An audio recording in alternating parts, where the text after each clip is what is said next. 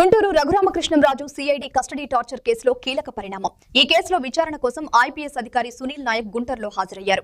విచారణ CCS station లో ఉదయం 10 గంటల నుండి సాయంత్రం 5 గంటల వరకు జరగనుంది. సునీల్ నాయక్ ను విచారించనున్నారు విజయనగరం ఎస్పీ దామోదర్. నేటి నుంచి 9వ తేదీ వరకు ఐపీఎస్ అధికారి సునీల్ నాయక్ విచారణకు హాజరు కావాల్సినట్లు హైకోర్టు ఆదేశాలు జారీ చేసింది. 5 రోజుల పాటు జరుగున్న ఈ విచారణ హైకోర్టు ఆదేశాల మేరకు కొనసాగనున్నది.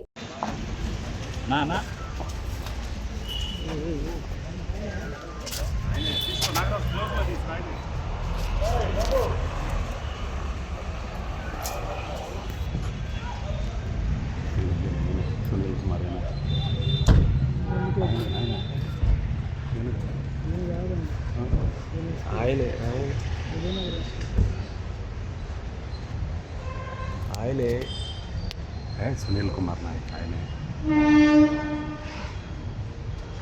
आयने आयने एसपी